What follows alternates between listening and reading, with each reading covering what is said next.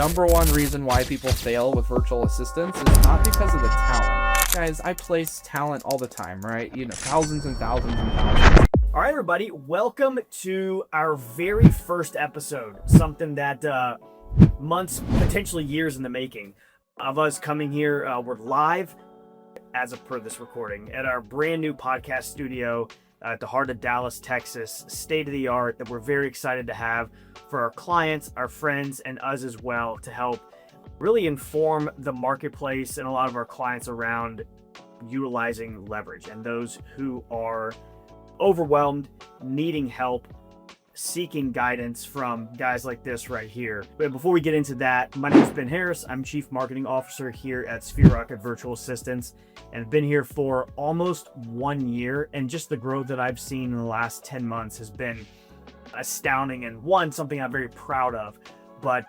something that it still lets us know how much meat is left on the bone and how much more growth that we have ahead of us, which is extremely exciting. And that's why I wanted to talk to our founder and CEO, Justin Nelson, here, of coming in and just shooting it for a little bit. So thanks for sitting down. Oh, I love it. Obviously, like Ben said, we just built this beautiful space. We've been in here 60 days and we haven't shot a podcast yet. And so, we're not probably going to start off with some crazy podcast series or any crazy SOPs or world changing ideas. But I know a lot of people out there, they don't know who Sphere Rocket VA is, right? It's like when I look in different industries like real estate, who Remax is, or Keller Williams, or EXP Realty, and because there's hundreds and hundreds and thousands and maybe tens of thousands of real estate brokerages. And the reason why I go on that little tangent is here's the reality. When it comes to the virtual assistant game, there are probably hundreds of good companies, but then there's under 100 great companies.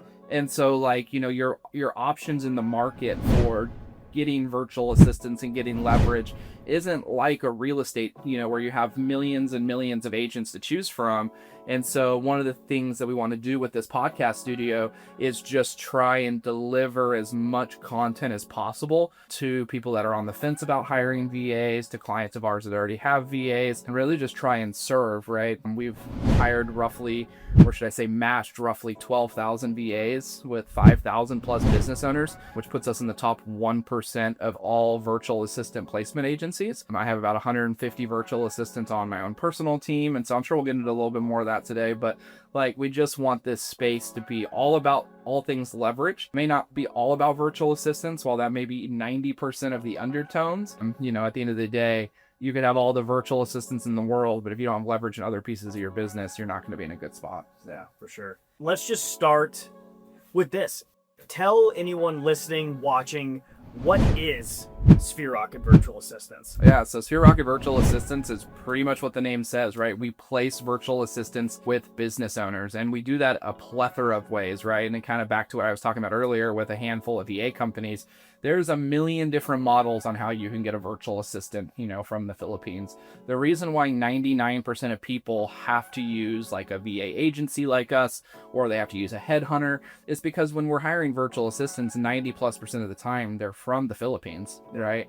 And so at the end of the day, the virtual assistant company, if they're a good company, should be the person that's helping you, number one, vet talent in a place you've never been. Number two, help you with all the compliance things in a world you've never been. That's one thing that 9 out of 10 VA companies fail at, right? I learned that quickly. Yeah, they're completely uncompliant, right? So this is kind of a side rant, but if you're looking at virtual assistant companies and they don't have foreign operations and they don't have any foreign bank accounts and they don't have, they don't know what the SEC is in these other foreign countries, they don't have corporations over there, and there's just so many red flags when you get VA companies involved, where their model is completely illegal. And so that's just kind of a side rant, but that's what Sphere Rocket VA is we're focused on helping people find virtual assistant talent from across the world, and not only do that, but help them stay compliant, but also make sure that they're secure and that they have options. And that's really what we're built on. But we're also built on having options, right? A lot of VA companies have one model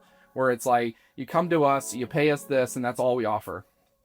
For us, we understand that the business is doing $100,000 a year versus the business is doing $100 million a year, that we service all the bottom, the top, and the in between, we understand they all have completely different needs. And so when they have different needs, you have to have different programs, right?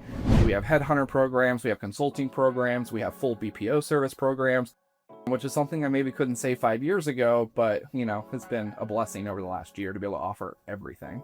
I want to dive into a bunch of this right now because there's a lot to unpack, because it's one, super important, but layers like an onion a little bit. So you just said offering BPO. For those that, I didn't know what that was until I worked here. What is that? Yeah, so when Sphere Rocket first got started, for many years in our initial growth, we just served as a headhunter, right? And so when we served as a headhunter, companies would come to us, and then we would go out and find them that talent, right? So I would have a real estate agent, doing $100,000 a year, and they'd say, Justin, I really need a virtual assistant. They would come in, pay us a few $1,000s to go out and match them with talent, right? And part of that matching process would be we'd vet, we'd screen, we'd help them do the process. And then we would give them a mini course on how to best, manage their team, how to work with virtual assistants, and teach them as much.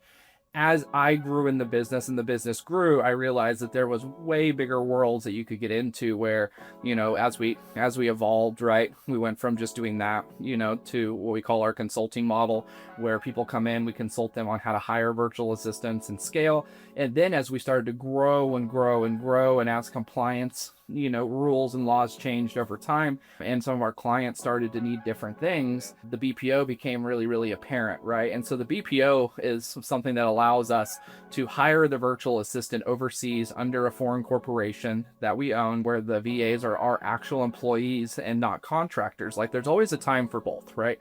But there's a time for an American-based business owner in their business when they need an independent contractor or virtual assistant, right? For example, a real estate agent that's just clearing their first 6 figures, it might be their one assistant, they might need 10 hours this week, 15 hours this week, 20 hours this week. They're not necessarily saying the VA has to come in at 8 a.m., right? Just an independent contractor, right? There's no control. It's a contract between the client and the VA to determine, what needs to be done, right? Independent contractor. But then there's other times where, as you grow your business, right, we have real estate teams that go from $100,000 to $250,000 a year, $500,000, and they want the VAs to be actual employees, right? When a VA is an independent contractor, that's all they are, is they're an independent contractor, right? When they're an employee of a foreign corporation, that VA can start to get things like healthcare benefits. They start paying into Social Security, right? You have all these things that are beneficial for the virtual assistant as well, and stability. And so that's one of the things that, Sphere Rocket kind of prides itself on over the last few years, is being able to not only just be like a headhunter, right? Because like right now, when you go to VA companies, they're usually one of the models, right? The model is they're usually a headhunter only, which is a matchmaker only, and they might give you some training, or they are in a legal independent contractor model where the VA company will hire the virtual assistants as an independent contractor of their company, and then they'll sub them to you and make you pay them for the full amount. They keep a scrape and pay the VA. The reason why that's super illegal is because 99% of the time, the companies that hire the VAs as independent contractors, they exercise control over those virtual assistants. They exercise requirements, and Which you can't. Which you can't do right now. The reality is most of the time there's not going to be an issue. Is the Philippines or the US going to get involved? Probably not, when people are doing this onesie twosies, but it's a huge liability for these big VA companies that are running that model. And so, so you're left with matchmaking, going to one of these companies that is obviously running usually an illegal independent contractor model, or number 3, you go to a company that runs a consulting model, which usually can be a lot more compliant, right? But then the third, which is probably the most compliant of all, it's by far the cleanest, is the BPO model. There's been players in this space for a long time that have done the BPO model cleanly, right? I remember watching My Outdesk. That was one of the first in the industry, and I have tremendous respect for Daniel Ramsey and their whole team. Like, just watching them, they've been around for 16 to 18 years, a little bit more specialized in the real estate niche. They've been a BPO for as long as I can remember, and so like whenever I'm in the Philippines, our office is just down the street from theirs, right? And so, there are companies, like I'm not one to say like we're the only company that does things right. Like, no, there's plenty of companies. Like My Outdesk is a great example of a company that does things right. And how do I know that? Right? When you look up SEC documents in the Philippines, they're filing on time, right? They're doing all the things right? They have the corporations, they have the BPO, right? When you look up their recruiting ads in the Philippines, like everything's compliant. And so, you might be like, why is Justin ranting about how awesome My Outdesk is? Well, it is an awesome company, but the reason why I'm so prone on it is like, I would rather people know that there's companies out there that are compliant and do really well. And so, long-winded answer to your question, like, we exist, I think, mostly to do two things, right? Number one, help people, find virtual assistants many times for the first time they've ever had one.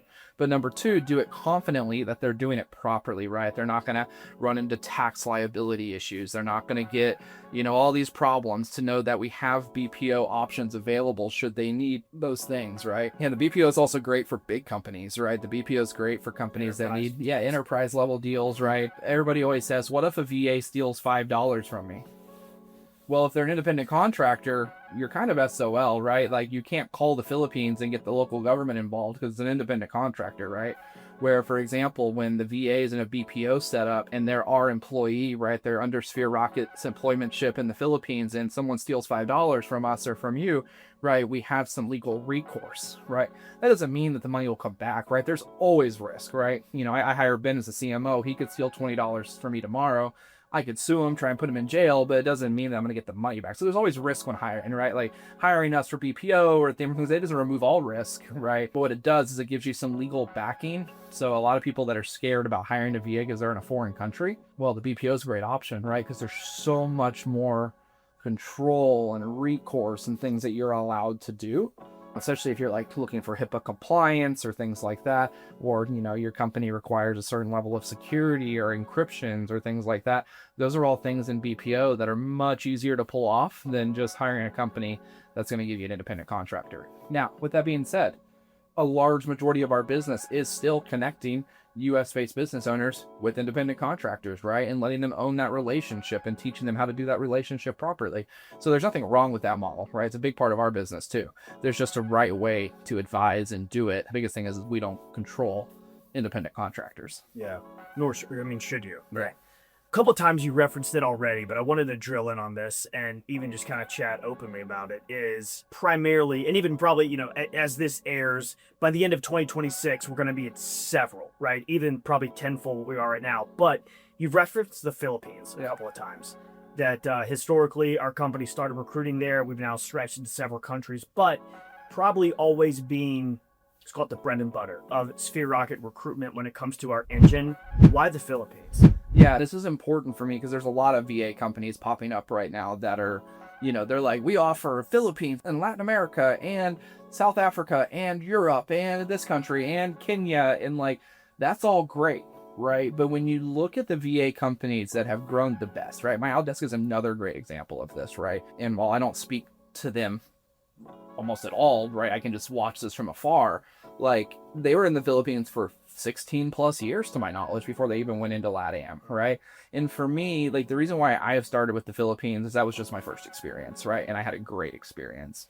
And so the reason a VA, with the VA. So even before I owned Sphere Rocket, I used virtual assistants in my day-to-day real estate business, and I was using VAs from the Philippines. It's one of those like, don't fix things that aren't broken, right? I didn't want to go look in other countries, and I'm like, I understand this, I understand the laws, the compliance.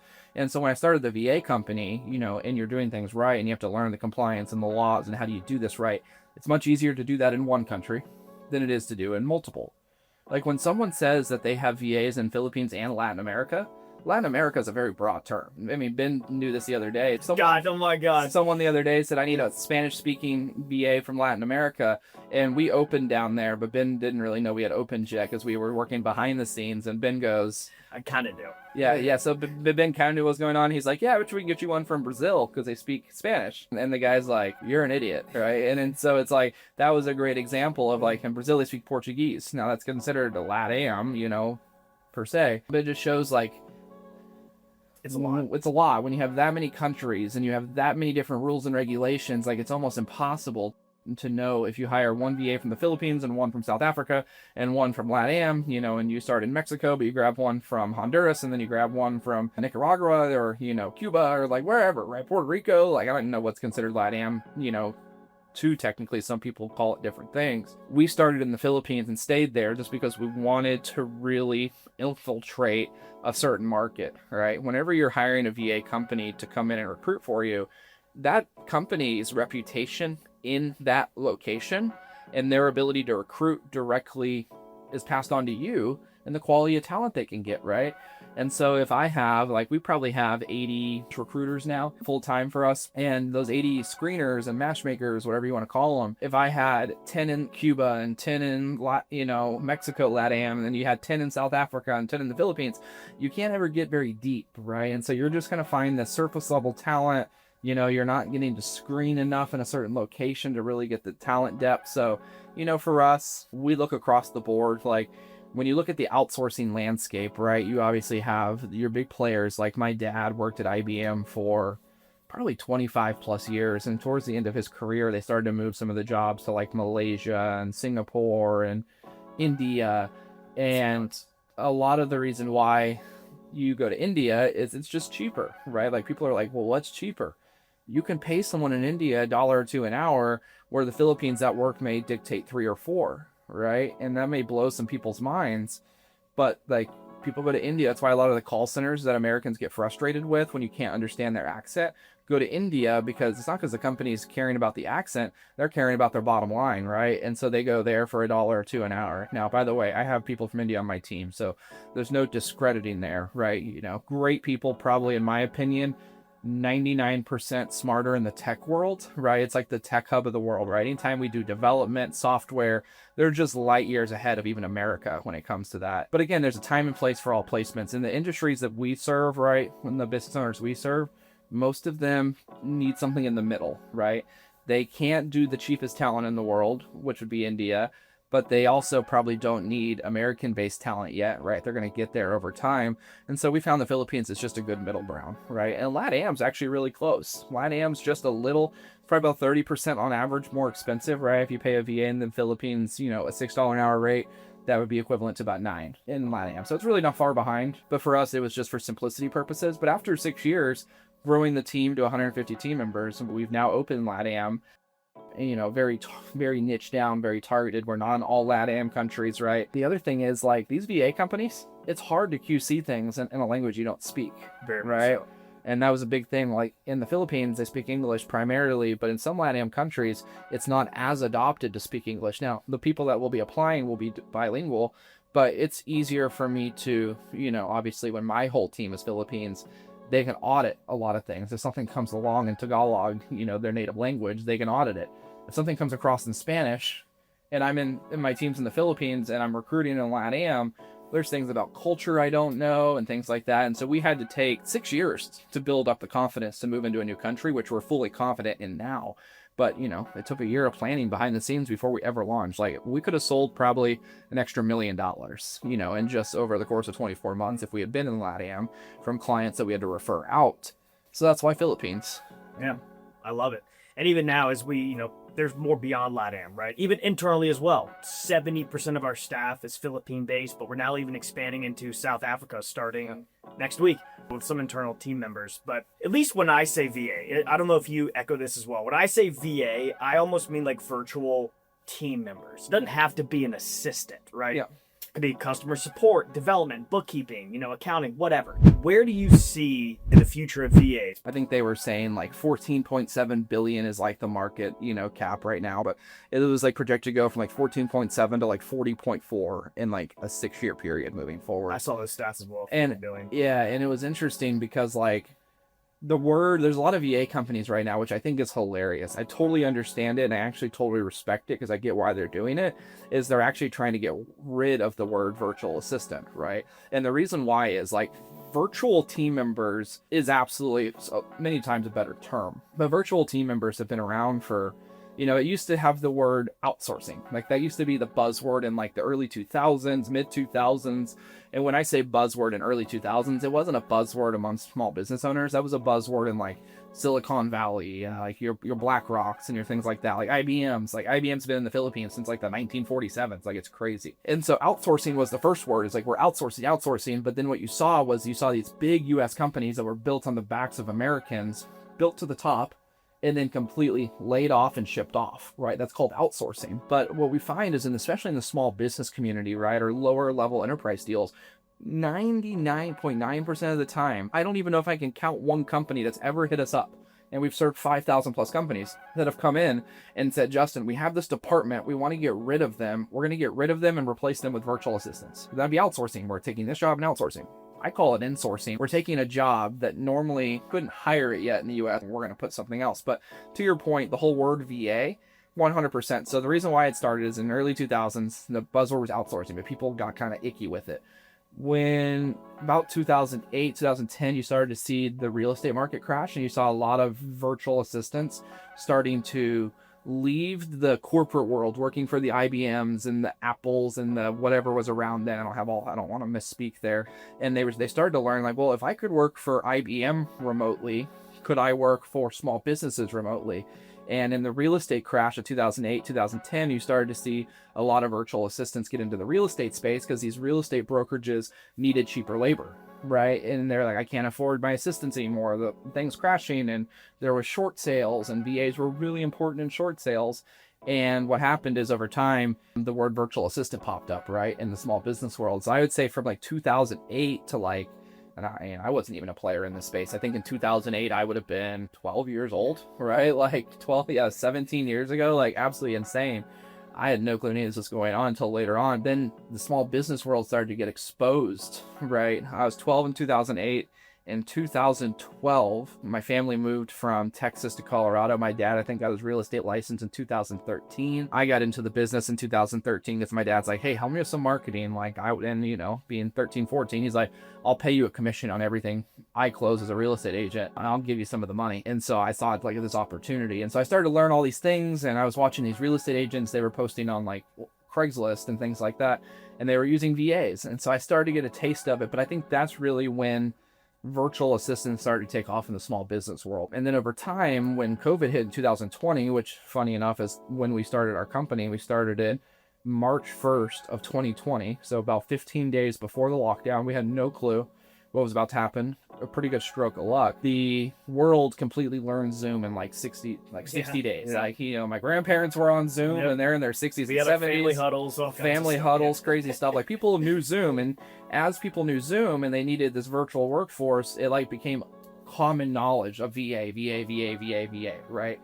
And so the word VA was created just to help the average business understand that the assistant is virtual. But as the world became more interconnected, it wasn't, like you said, just an assistant anymore, right? You could go get an engineer, you could go get a developer, right? But the buzzword that the market knew was virtual assistant, right? And so that word was used for so long. And the reason why it's still in our name is because the market knows what a virtual assistant is. Most of the market. Some of the market, though, does believe a VA is just a low-level, low-paid task, right? That's maybe the thing that was like around when like Fiverr and Upwork first started, and you go online and be like, who can do this graphic for me for the cheapest amount of money? Like, that's not what VA is. 4-hour work week. Yeah. Tim Ferriss says it, so yeah. Yeah, and so the key here is knowing that a better term, in my opinion, is virtual team member, right? Remote team member. When you go to IBM and things like that, they don't talk about, oh, that's our remote virtual VA or my remote staff. They just say, that's the Sri Lanka division. That's the Manila division, right? There's no like virtual language for most companies in that, right? That's our Singapore division. Because these companies, they think globally. They've thought globally for 100 years. The small business owner that's, in little Dallas, Texas, they don't think globally, right? So we have to use these keywords and buzzwords. And so back to my point, a lot of the VA companies right now are axing the word virtual assistant, which I understand why they're doing it, but I also think it starts to confuse people a little bit in the market. And I think it hurts their sales a little bit, which ultimately, in my opinion, is the most important thing, because the more sales I make as a virtual assistant company, the more business owners that I'm finding that need VAs, which means they're getting more leverage, which means more jobs are being developed in the country that you're, sourcing from, or matchmaking it, should I say. So just overall, that's why we've kept our name there. But I definitely do think they're more remote team members because they can have such a wide variety of skill set. When I have the uncle at Christmas that asks me what I do for a living, I say virtual staffing. As if I tell he's a mechanic and I say VA, he's gonna have no idea what that means.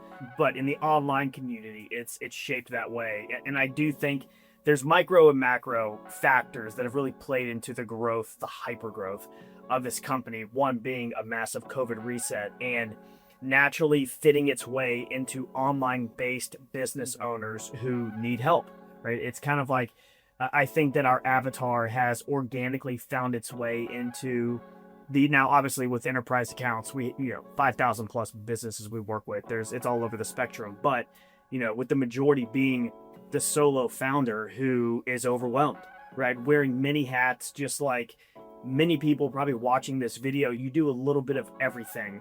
For that person, I want to speak to them for a little bit. When do you feel like is that breaking point where it's like, I need to start outsourcing? Because I think some people sometimes do it too quick, right? We'll get on calls and they're like, I'm launching an e-commerce business next month. I need a VA. It's like, for what? I don't know. They're supposed to do everything for me. That's not really what we do. So talk to that person. The interesting about a solo founder is usually a solo founder has no budget, right? Because they're getting started.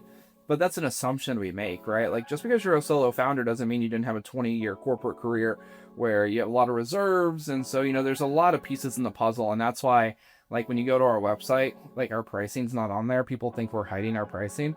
No, the reason why we don't have our pricing on our website is because if you ask me, Justin, what kind of VA do I need? What's it going to cost me? There's like 30 different things I have to know before I can just give you a price, right? A lot of VA companies are like, our pricing of VAs is $7 an hour plus this, or it's $9 an hour all inclusive. That doesn't make any sense. Whenever I go and hire someone in the United States, I don't go hire and say, I'm only paying $9 all inclusive and I won't look at anything else. If I'm paying $9 an hour, that's my target, that's one thing. But if I'm looking to maybe go, well, if the talent's there and they want 11, I might look at it, right? Yeah. And so a lot of these VA companies have something called a salary cap, on that note. But so a little bit of a side rant, when you're a solo founder, like, there's so many things we have to know before I can really give you advice, though. But the one thing I do know, and this is something we universally put across the board, is I don't believe that probably more than 10 to 18% of your total revenue should be going towards virtual assistant talent, right?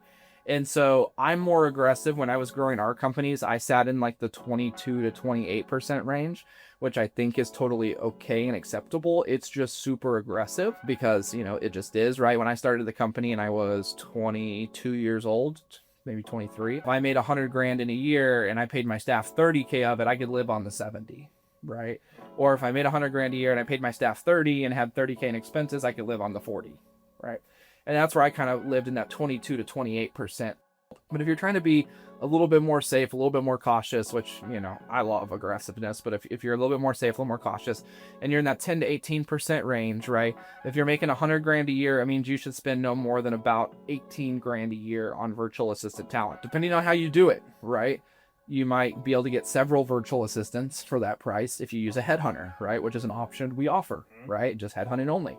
You might be able to get 2 or 3 virtual assistants with our consulting model, right? For that price, maybe 1, maybe 2, maybe 3, depending on, do you have 1 higher paid one? Do you have 2 middle paid ones, or do you have 3 that are a little bit lower on the pay scale, but you value more working hours and being able to teach them than you do one person that makes all, more. And so again, it's super customized, but then like at 18 grand a year, you probably don't have quite enough money to warrant a BPO, right? Outsource to a BPO where they're my employee, because when the VA is my employee, I have to charge you way more, but then it's higher level talent. And so there's a million different factors, right? So as a solo founder, if you're doing 200 grand a year, right, I'm basically telling you can probably spend up to 40 grand on VAs, and 40 grand a year on VAs is a pretty sizable staff, right? It's a very sizable staff in the headhunter and the consulting model, but it's also it starts to get pretty sizable in the BPO model too, right? You start to really grow. And so just kind of depends on where you're at there. But I think it's crazy, but it depends on what your life situation is, right? I had someone the other day come to me and they're like, Justin, I'm making 20 grand a year. I started a year ago. I didn't put a lot of attention on it. I really want a VA. And immediately I was like, man, this doesn't make any sense. Like, they're not making enough money. The VA is going to cost 10 to 12 grand, which, guys, is really funny, right? Like 10 to 12 grand a year is not a lot of money compared to like what a US based employee would be, right? But I was like, well, 10 to 12 though is a lot compared to her making 20 a year. But I prejudged it, right? When I got deeper into the conversation and did what I needed to do, she's like, well, yeah, my husband makes $650,000 at his executive job. And so she's like, we have all the money we need. We have surplus, we have savings. He gave me 50 grand to start this company. And so I prejudged the situation, where she was actually being really smart in building the company from leverage first, right? I always jokingly say, this is something I used to teach on the road all the time, is I would say, Guys, when you start a real estate business, or you start a photography business, or you start a DJing business, most of the time you can start it with scraps. Like, you don't need a lot of investment, maybe a little bit of equipment, maybe you gotta get your real estate license, like very minimal overall. A photographer, you gotta get your photos, like it's not like your camera, like nothing super crazily expensive, probably all under 10K. I always say, like, when you start a restaurant, or you start a dentist office, or you start a doctor's office, there's a million businesses you can think of like this. You start a nail salon, Overhead, right? equipment. Yeah, it's like when you start that business, you have to get overhead, you have to get equipment. You don't walk into a brand new restaurant and the person's the server, the front of house, the hostess, they're not also the busboy or busgirl, they're also not the chef, right? If they are, it's a food truck probably, right? Yeah. And food trucks aren't very successful most of the time, right? If you have a food truck, I hope you're successful, but it's because it just shows. But also, so all that to say, a lot of solopreneurs get away with not being very risky or having to invest in leverage because they can do the business themselves. But others are in a good situation to maybe invest a little bit more. So that 10 to 18% is a pretty good rule of thumb, unless you have, a unique situation, like she did, where she had a breadwinner in the house that could support it, and they had worked hard as a family to save money.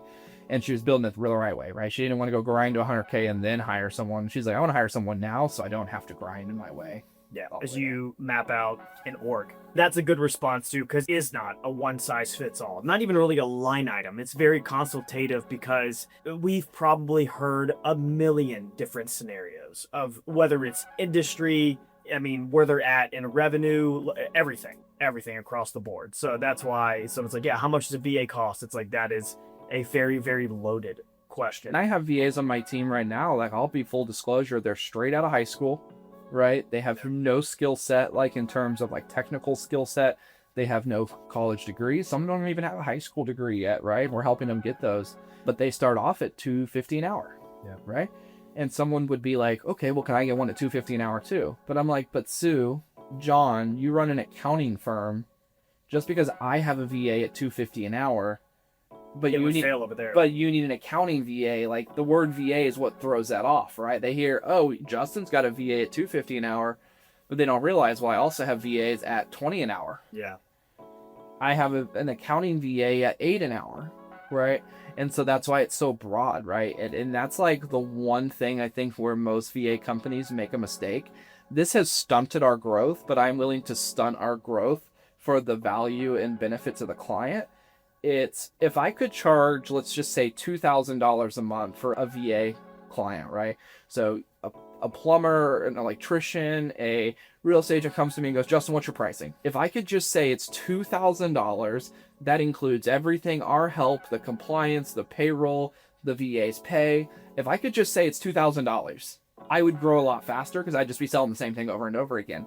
The problem is when I sell it for $2,000, I'm going to try and keep like 1,000 of it, right? As a company, because I have expenses and recruitment and all that. And then I'm going to have to pay the VA, let's say 1,000 of it. A lot of companies even less. A lot of companies might keep 1,500 and pay the VA 500, but that's a whole different story, right? And so if you come to me and say, I need this, I need an accounting VA, or I need this, that. Well, when I go to recruit a VA for you, you paid me $2,000, but I only have 1,000 of it to spend on a VA.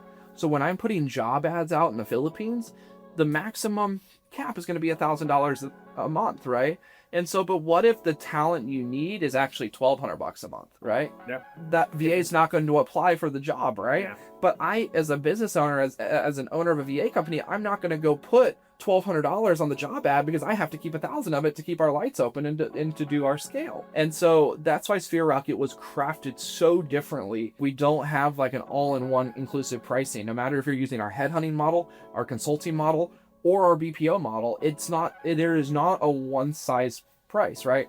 We differentiate in what we call a transparency pricing model. It's like you come in and you're going to see Sphere Rocket's management fee, consulting fee, headhunting fee, whatever program you're on. And then over here, we have what's the commercial where it's like, our jewelers and salespeople are not commissioned. Like there's Fisher Investments. That's one too. Yeah, there's like, we're not commissioned, right? It's very similar here, right? It's like Sphere Rocket makes this for our duties, but now we're non-commissioned on the VA rate. So if there's a time when you need a $2.50 an hour VA because the job you have doesn't require a college degree or pre-existing skill set, I'm going to advise, let's go there. right? We don't make any extra money. We don't make any extra money. Or if you're like, hey, like we had someone this year go, I need a food processing engineer. I went, I don't know if I can find that, but if I can find that, it's going to be $18 to $30 an hour. And he's like, deal. Because like $18 to $30 an hour for a food processing engineer is like an $80 an hour job in the United States, right? And so if I had just said every VA we place, we take $2,000 from you, I would have never been able to find that food processing as engineer, right? Or if I had taken that $2,000 and found someone a $2 or $50 an hour VA, I would have been taking $1,600 of it for me and $400 of it to the VA. That's a 75 to 80% scrape. I don't think that's fair as a company for me to take 80% of your money, pay the VA 20% of it. At that rate, you could have had 4 VAs. Yeah. Right? And so that's why it's so different, right? You also can't have a team of 10 VAs at $250 an hour, because a team at $250 an hour, they're probably not a single one of them probably has corporate experience. Not a single one of them probably has management skills. It would probably be like running a fast food chain, right? That's no disrespect to fast food chains, but when you walk in the door, the only reason a fast food chain works is, lower cost labor and really good SOPs. Like when you go to McDonald's and you start at McDonald's, you get paid low, but the reason the company can still run is because the SOPs are amazing, right? It's like you built the burger like this. When you put a low dollar an hour VA into a business owner's business that doesn't have any SOPs, it's going to implode. They're deemed to, right? One of the best ways, and that's why it's really funny because we run some ads online that quote $4 to $6 to $8 an hour depending on who we're targeting, right? And people always come in and they'll say, hey, your ad showed a VA for $4 an hour, right? We showed Cherry, one of our awesome VAs, and I'm like, yeah, that's what Cherry makes, and that's generally an average price might be $4 to $6 an hour, but what you're asking me for is for something completely different, right? And so it's really interesting, in the VA world. I also have, there's some VA owners, and what people don't know, this is really funny, this is kind of a side note, virtual assistant owners forget that we can see their recruitment ads in the Philippines. And there's some people that, they're like, oh, this company underpays, or this company overpays, or, whatever the story is. But it's so funny because you can go look up that company and what they're offering, whether it's BPO, whether it's headhunting, recruiting, and it's just, I think it's really funny to be able to see like the transparency behind the scenes. So this guy's like, we had a guy recently that was like, oh, this company, charge it, says the VAs are $4 an hour, and I think that's too low. But we went online and found that he was also paying VAs $4 an hour because we could see his recruitment ads. So I think that's the other thing, is you want a VA company that's transparent with what the VA is making, right? If I were just to charge $2,000, most of those companies don't tell you what the VA is making. The contracts actually say we won't tell you about it. You can't talk about it. Like the VA is under non-disclosures. Like for us, every customer knows exactly what their VA is making, right? So if their VA is making $250 an hour, they pay them directly. In some of our models, not in the BPO model, but depending on the model. But if the VA is making $250 an hour, that's because you chose a VA that you thought was worth $250 an hour. If you're paying a VA $12 an hour, that's because you chose a VA that you thought was worth $12 an hour based on a differing level of skill set, right? And so I think that's what's allowed us to have such success, is to meet our clients where they're at, right? Helps you fit into their budget, helps you go through the cycle, right? Overall, it's a better solution. But it's more complicated because it's me, I'm having to sell it. I have all these different billing cycles and metrics, and I have clients that think they can get a VA for $3 an hour. They tell me, oh, I'll make it work. They come back and go, it didn't work. And I'm like, well, it's because they're like, oh, they didn't know anything. Well, yeah, you pay $250 an hour. Like I told you they were, I told you like they don't have. I learned that the hard way. Yeah. I mean, if they had corporate experience, they'd be $4 an hour, right? They'd be $5 an hour. They'd be $6 an hour, right? There's a reason why we publish our stats on what the average dollar per hour VA is that we place, right? There's tenure rates attached to certain. If a $2 an hour VA is no different than when I hire someone for $18 an hour here in Dallas, Texas. I expect that $18 an hour worker to not last very long. But there's a time and place when I do need that in my business, right? And so those are, one thing I think that's important, is how transparent is the VA company on what the VA is making. Yeah, no doubt. For anyone that's watching, what else do you feel like they need to know about what we do? Because I kind of want to dive into the office too, but before that. What do you feel like people out there need to know about this? Yeah, I think for most people, they just need to know that if they need to hire some talent, that there's a million options in the world to go hire talent at, right? You'll look at things like online jobs, PH, where you can pay $99 a month and go hire your own talent, right? You do the sourcing, the vetting, the job descriptions. And I always tell people, can you do it? Yes. Is it successful? Yes. Could it also be a train wreck? Yes. Right. And then there's things like Fiverr and Upwork, right? Same thing. Those are more project based. Can you go find your own VA? Can you go find your own job descriptions? Can you do it? Could it be awesome? Could it work? Yes. Could it fail? Yes. Same thing with us, right? Could you come to us and get an awesome VA? Could it work? Could it be a disaster? Sure, it could be all the above, right? But at the end of the day, something about us that most people don't realize is because we take so much off of your plate on all of those things, that it gives you a higher chance of success. And in the rare case that something does go wrong, right? We give you what we think's a great VA, you pick what you think's a great VA, and they leave or they quit or something. You have a company that now can just push someone, that fits back into that spot relatively fast, and you don't have to go back into like full recruitment mode and things like that. And so one of the things I always think that's really interesting that people should know about our company, it's like, we are not a small player. Maybe this leads us into the office, right? Like when we first got started, I was having to grind just like all other VA companies are, right? I love all the other VA companies. I think it's one of the best industries. I mean, I actually mentor a lot of the VA companies across the nation. Probably over 150 VA companies across the nation are actually white label of Sphere Rocket, right? And so there's a lot of VA companies in the world that are actually us, and you would know that from the white label side. And so, but one of the things that I think is really interesting about us now that I maybe couldn't say 5 years ago, so this isn't to discredit anybody that's still in a growth, but we've always trajected forward, right? I think we've only had 3 or 4 months in our company history where we ended lower than we did the previous month, right? And that's usually because we were pausing something. We were we've done that in the last 6 months once or twice because we were building a new model, a new system, a new software for our clients. And so I think one thing people should know about us now is like we are probably in the top 10 VA companies across the world, right? I'd like to say the top 5, but I'd say top 10 pretty routinely, right? If you go online and type in how to hire a VA and you click the button 25 times, right, you're probably going to see about 10 of us repetitively show up, on the Google search engine and the Google things. There's a lot.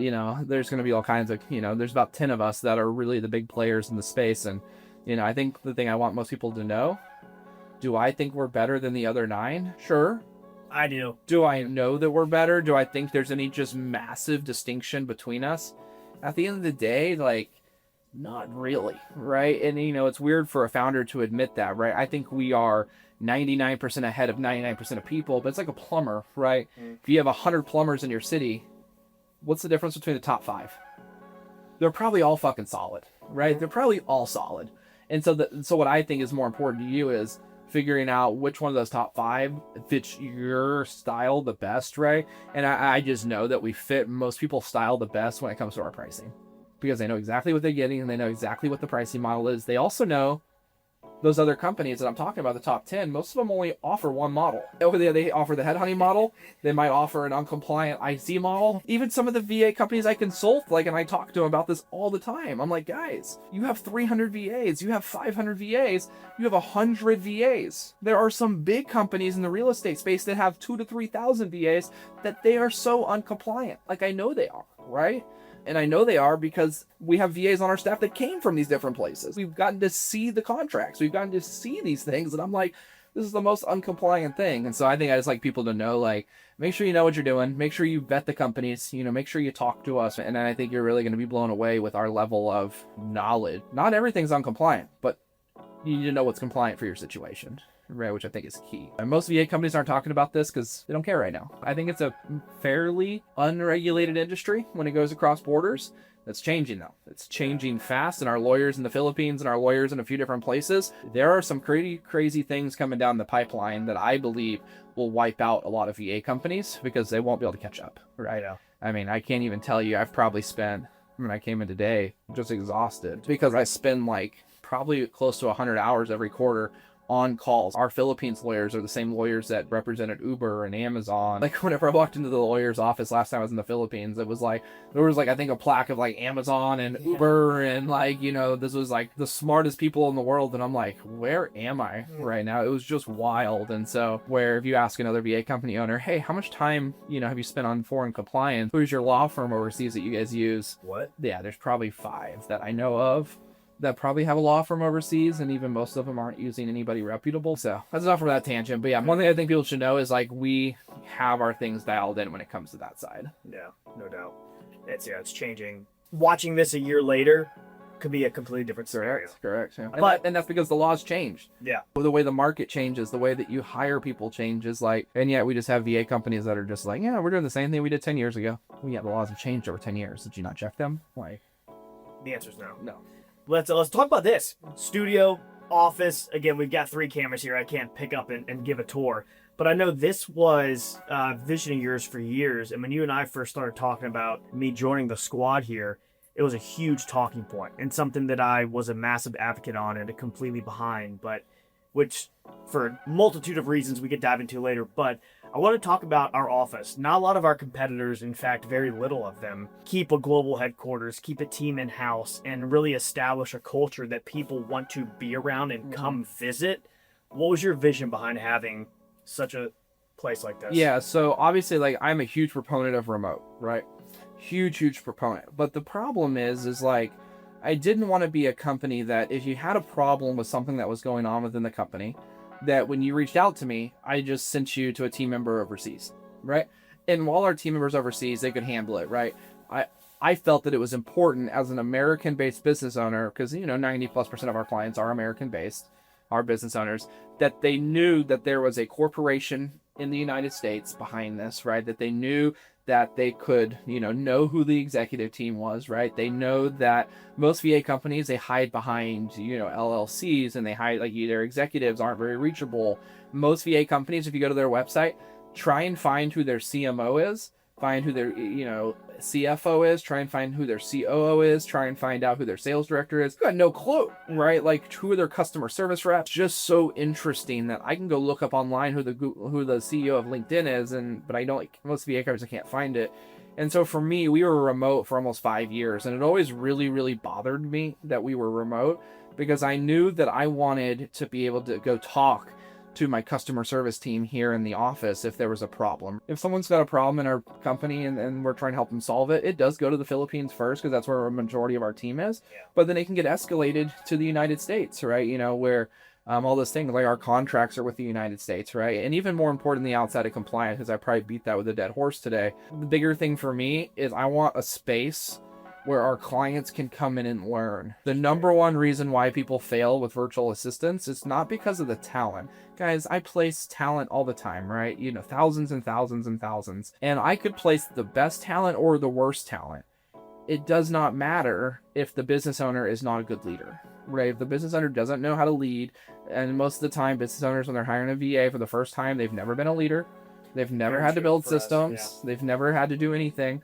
In terms of being responsible for another human. Most of them have been responsible for a spouse or for kids, but they've never had to be responsible for another human. There's others that have been responsible for many humans in the business world, but they were all like right there. Like they could go talk to them and confront the problem.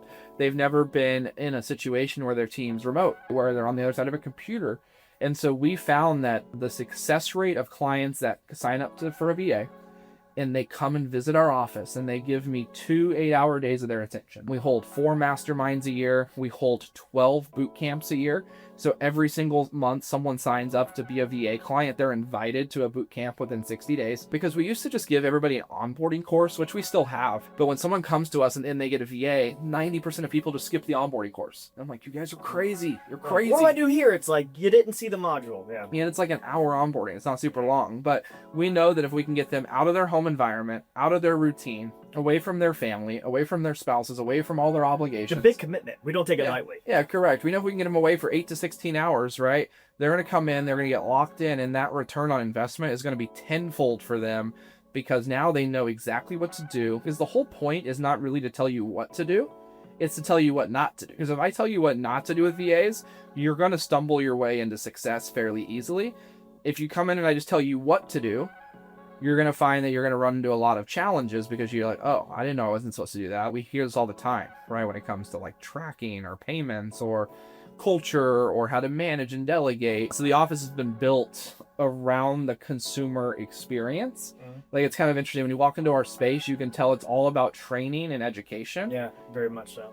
With a little bit of an outfit of our team here. Like, it's all built, especially when we get rid of our sales floor. We're relocating our sales floor right now from the main space into a space next door, and it's going to be beautiful, by the way. But then when clients walk in our place now, it is all about training and education, between desks for them to work at, conference rooms for them to use, podcast studios. We'll have 2 of these now. We got this one that transforms into a few different angles, a massive stage built within our facility, LED walls, 360 glass views of the lake to make you feel peaceful and that you're not just stuck in an office building. Like, it took probably close to $1 million invested into this place to make it for our consumer. So it's funny when you look at the market and you go and compare the pricing of Sphere Rocket VA to another company, 9 times out of 10 we're actually cheaper because we're at scale, right? We have 5,000 plus clients in our history. We can afford to be a little bit cheaper because of our scale. But then even just outside of price, you look at like, wait, I can go to headquarters and meet with Justin and Ben and Mike and Moose and Tracy and the sales team, the training team, and Dennis, and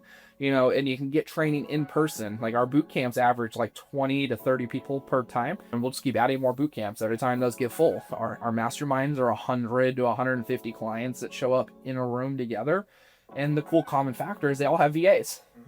Like, a lot of our clients have other VA companies that end up switching to us. They're like, Justin, I never got to meet the other clients. I never got to see what the other clients were doing, because, guys, as much as I can teach you what to do with a VA, I place VAs every day in the plumbing industry, the real estate industry, the dentist industry. Yesterday, someone's mom, ran a cheer camp. So this VA is an executive assistant for a cheer camp. Like, and it was funny because the mom's like, I bet you've never had this before. I have actually had one other mom use a VA for a cheer camp. Like, they're highly profitable, I guess. And so, like, we're able to connect those 2 people together, which is only allowed through collaboration, versus the opposite. Global headquarters, so like, we don't see this as like the HQ, like, we see it as like one of our positions, right? Like, it's one of our big goals over the next year is to put a physical location in the Philippines. Our physical office location right now in the Philippines does not hold a lot of people. And so our goal is to expand that to where we have a space out there to do the same for the VAs that we're hiring.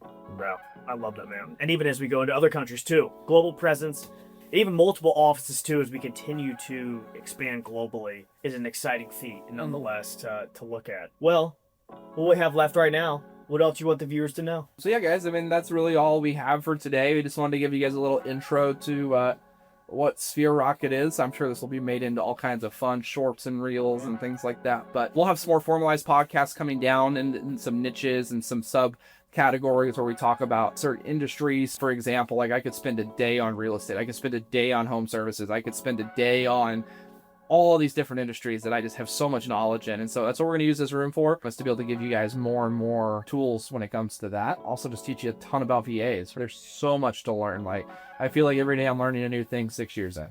So more coming soon. See you guys.